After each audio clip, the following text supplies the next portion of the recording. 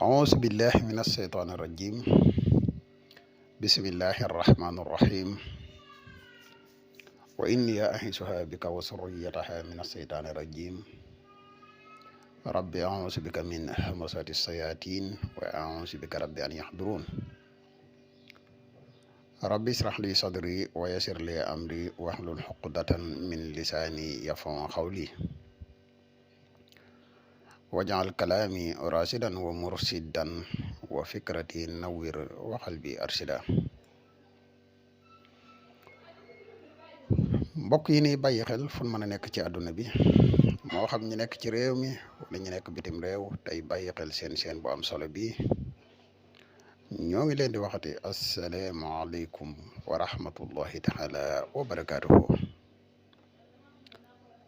ginnaaw bi ñu santatee yàlla julli ci yonente bi sallallahu alayhi wa sallam ñoo ngi ndokkeel ak a jaajëfal mboole mbokk yi ni bàyyi xel ak fu mën a nekk ci àdduna bi.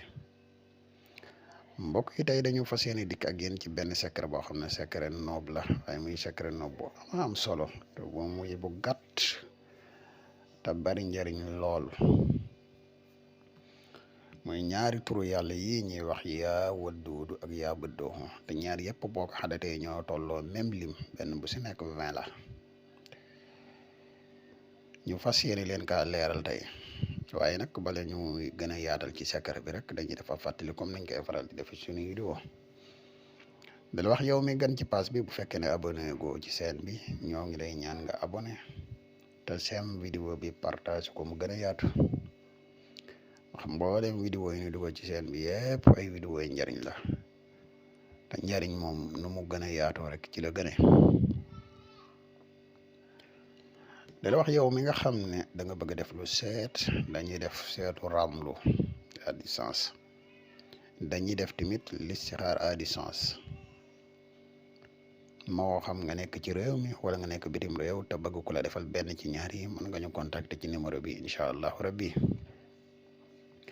muy 77 684 28 28 foo man di nekk rek boo ñu contacter incha allah dina la defal listixaar gu leer.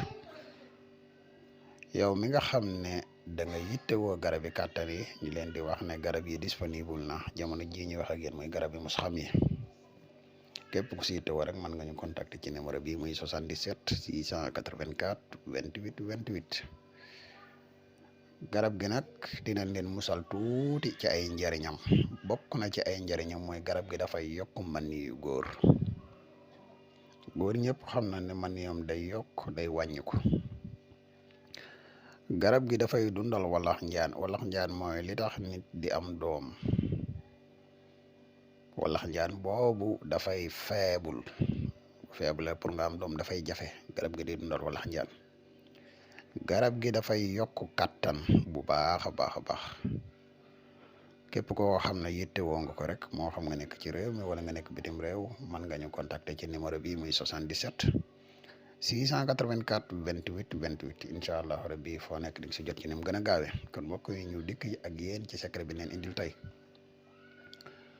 waaw secret bi da ngay bind yaa waddoodu bind yaa bëddooxu lii nag 7 fois nga koy bind. yaa waddoodu ñaari waaw yi ci nekk da nga koy yaatal nga dugal seen tur yaa bëddooxu waaw gi ci nekk nga yaatal nga dugal seen tur boo ko bindee 7 fois boo paree da nga wut ñetti wëñ gu xonq wëñ gu ñuul wëñ gu weex. nga jiital wëñ gu ñuul gi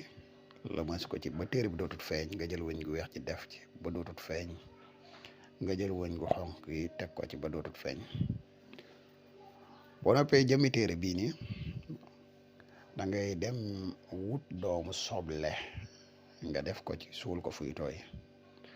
waxtu woo xëyee nag boo wax da ngay xalaat sa tur ak turu ka nga xam ne moom ngay nopp lim ba nga xam ne moom la jox nga di ko werdu yaa waddoodu incha allah rabbi balay mat 7 jours résultat ba nga bëgg di nga am waaye nag ñu leen wax bu leen ko def ci lu dul aajo képp koo xam ne da ngay def noob goo gis def ko doo jug ci bopp buy metti doo jug ci tëju maanaam say mbir day dëgër lool ba nga jàpp ne dal laa liggéey te liggéeyul la ba ci gën a garaaw tamit mën na waral gàtt fan moo tax noob képp ku koy def na nga def ci aajo mooy kii sama soxna la waaye nag li ñu am jafe-jafe dafa bari ma bëgg jafe-jafe yi dañ wala kii dañoo nekk ñun ñaar am projet de mariage ñooy bañ ko yàq moo tax ma def ko waaye yu dul yi képp koo xam ne da ngay faral di ko def lu bari maa ngi day digal nga bàyyi ko ndax baaxut day tëj nit day waral feebar day waral gàtt fan naa loolu ak laabiire gu gàtt la guñ leen doon defal xam naa kon fii la ñuy yem ak yéen ba ëllëg ñu dikkaat ak yéen ci beneen secret buñ leen indil wasalaamu aleykum wa rahmatullahi taala wa barakaatuhu jërë ngeen